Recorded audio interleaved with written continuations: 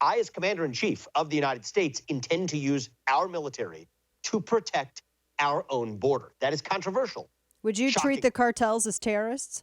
Absolutely. But treating them as terrorists is not just what other people mean, which is freezing their financial assets. That's what they're talking about. That's table stakes. If I want to treat them as terrorists, I'm going to treat them like bin Laden, al-Zawahiri, treat them like Soleimani. I'm talking about targeted drone strikes, airstrikes, actually kill the head of the snake when it comes to the fentanyl crisis in the U.S. That is a legitimate use of force. And if we can do it to ISIS on the other side of the world, we can do it in Mexico. That was our interview yesterday with Vivek Ramaswamy. And that's the part where I went, wait a minute. Send bombs and jets and tanks. I mean, we all want to go after the cartels, but I also don't want to start World War III because, I don't know. Who knows? You know who does know is the congressman who I think just literally apparated in a corner after he ran off the floor. He's doing his job for the good people of Texas. Congressman Chip Roy from the great Republic of Texas. Sir, first off, thank you so much for giving us some of your time today. I love that you're probably in the cloakroom hiding. And I really appreciate you running through. I've got a few really important things I wanted to ask, but I also wanted to just kind of, because you've talked about this before, the situation at the border. We saw some of the hearings yesterday. You couldn't even get any Mayorkas to even say that it was a crisis at the border. They're terrified to use that word. We all know that it is. When we go after, if we were to treat the cartels differently, if we were to classify them as terrorists, how do we actually prosecute something like that? I mean, because when I heard Vivek yesterday saying, well, I'd send jets and I'd bomb them in tanks, I thought, let's ask you, because that seems like that might be much. Well, Dana, great to be on as always. Yeah, I was just down on the floor talking about this issue, talking about border security. The first thing you need to do to secure the border is actually just fix the policies that are causing the magnet. Okay, that's the main thing we need to do. We can do that. We can do it quickly. I do believe we need to treat cartels as the dangerous entities and organizations that they are. I introduced a bill to designate them as foreign terrorist organizations about 3 years ago, maybe 4. And I support that effort. Look, we could designate them something slightly different if that raises concerns. But the point here is to treat them as the equivalent to ISIS or Al Qaeda that they are. They are, terrorizing people in Mexico. They terrorize people in this country. They have they're putting little kids in the sex trafficking trade. They cut people's heads off. They are, arming themselves, making, hundreds of billions of dollars, moving human beings for profit and fentanyl into our country, killing Americans. So we should take them out. Now, I think Vivek is being a little bit hyperbolic and kind of blustering a bit on the campaign trail. And I have great respect for him on a number of different things. But, look, on this, I'm fine if we want to consider authorizing the use of military force in a strategic way, coupled with designating those terrorist organizations to go take them out. But it should be more surgical. And we should make sure that we're working hand in hand with the Mexican government to say, guys, we're going to end this right now. We're going to export the rule of law. You guys are going to get crap together down here in Mexico. We're not going to have a narco-terrorist state right off our border.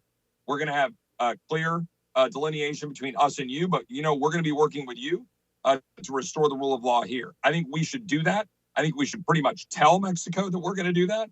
But I think we should work with them to accomplish the goal. And that takes a little bit more surgical precision than just bluster. Yeah, and with some, especially with the headlines coming, I was looking at one where they had 40 illegal aliens in Mexico. They were coming from Central and South America, coming through, entering into Mexico, on their way to the United States, burned to death in a detention facility because they realized they were going to get deported. And apparently, from everything that's out there, these detention facilities are entirely overrun. Mexico's government saying it's the fault of the United States, which immediately you want to say, but it's yours. But then you realize, well, it's the policies of Joe Biden. Yeah, it kind of is. It's a giant beacon that's bringing them here through Mexico. Yeah, let's be clear. It was this whatever America One app or whatever that stupid thing is. The concierge service? Yes. Yeah, it's ridiculous. But look, this has very real world consequences. This is the kind of crap that these Democrats come up with in their little focus groups they do in Ivy League universities, sitting around talking about how great they are. But in the end, now this has a real world consequence. These apps, they're not really working the way that they said they would. And now they're getting all lined up, got massive numbers. Now they're trying to figure out what to do with them in order to manage it. Now Mexico's having to deal with it. But with all due respect to AMLO and the Mexican government, they were the ones criticizing Republicans for saying that we ought to stop this nonsense because it's bad for us and bad for Mexico. Look, the fact is the rule of law matters. Yeah. We should export the rule of law. We should stop importing lawlessness and fentanyl. And that's what we're doing right now with this administration. And this stupid app is causing this very direct consequence. And you just have 40 migrants die as a direct result. Talking with Congressman Chip Roy, the way that I was reading how it worked, they download it, they schedule an appointment time, they show up, and then they're just processed through like within minutes because of the app. Is that correct? Well, that's the goal of it, right? But then when it gets in a backlog situation where they are right now, then you've got a whole bunch of pressure, and these people are across the Rio Grande going, "Wait, what are we doing?"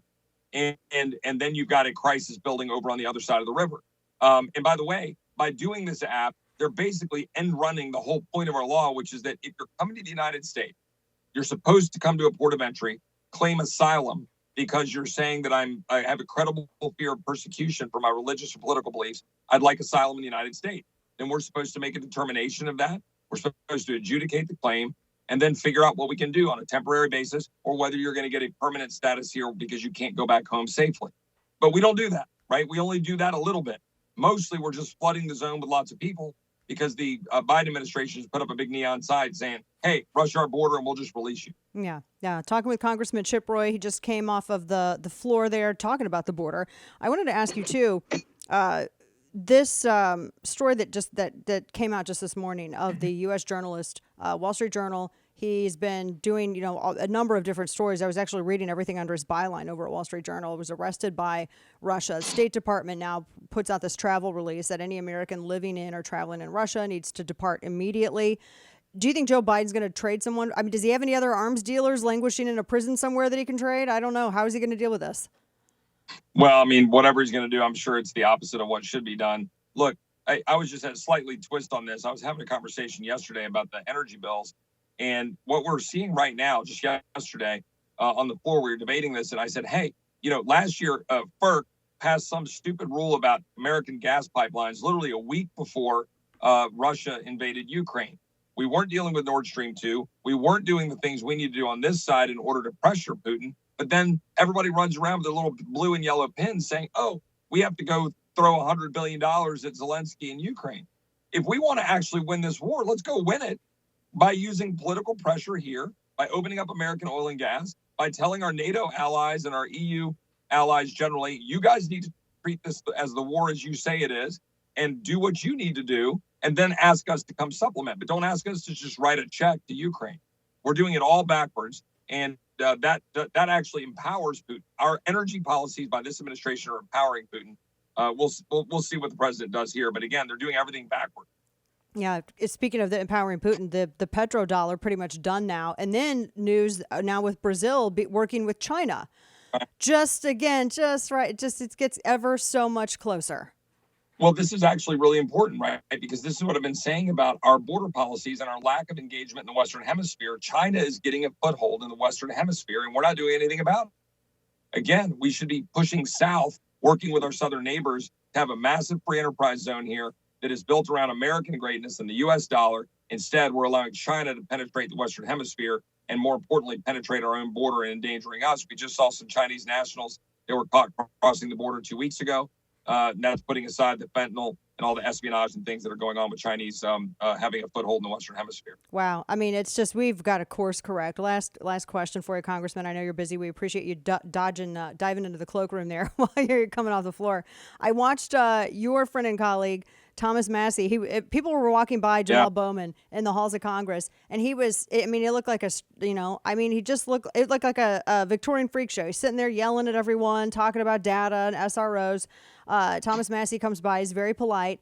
And Jamal Bowman is ignoring, for instance, there was a great study that came out, Crime Prevention Research, talking about how all the SROs in schools have actually, there hasn't been any, anything like that where they've had that kind of an actual person in the building on the premises present. And then, of course, I mean, I guess he completely ignores the fact that, New York Post reported how the police were discussing that this domestic terrorist targeting this church and this Christian school, they actually were looking at 2 other public schools. They didn't target them because they had too much security. I guess he missed that on the floor, but I just thought that doesn't happen all the time, right? That lawmakers just go out there and start screaming and hollering right there on the floor. I mean, I expect to see that sometimes, in the halls. I expect to see it on the floor in the chamber, but not there yelling at passerby. Yeah, I mean, this is one of the things that galls me. Thomas Massey is one of the brightest minds, funniest guys, gentle souls, doesn't really yell at anybody. I mean, like, I'm down there at the floor, like, throwing haymakers. Thomas, Good cut back. Thomas is just one of the best guys I know and one of my best friends in Congress. And to have this, a member of Congress out there yelling at him right off the floor of the House, and he'd been chastising lots of people. And Thomas interjected to try to say, look, let's go debate this calmly. And he wouldn't have it. And as usual, Thomas was putting out facts and good arguments that were being ignored, the truth of what's actually going on. Yes, and by the way, let's keep in mind that this I don't know, boy or girl, whatever the individual was, was deemed to have mental health issues. Yeah, she's a woman who used male pronouns. She wanted to be a boy. And but had mental health issues that were being diagnosed, that parents knew, and that there were mental health doctors and medical personnel, and they could have done something, right? And they didn't. Like, that's the whole point here. People talk about red flag laws and all these things. Like, parents and individuals who are responsible for or with other human beings need to step up. Like, we have families abandoning people, dads that are MIA. We are destroying our culture, and you want to know why? Then someone does something like this. Yeah. When we're going around trying to tell people to, like, rebrand their entire, sexual orientation, it's absolutely ridiculous. And then to have somebody just yell at someone like Thomas Massey because we have dared to believe that we think we ought to defend ourselves and our schools be better protected. If you've got officers there to defend against this sort of thing, it's insane. Yeah, I completely agree. Congressman Chip Roy from the great Republic of Texas. Good to see you, my friend. Thank you so much for giving us some of your time today. Keep going out there. We appreciate you representing us. Best to Chris and your whole family. Take care.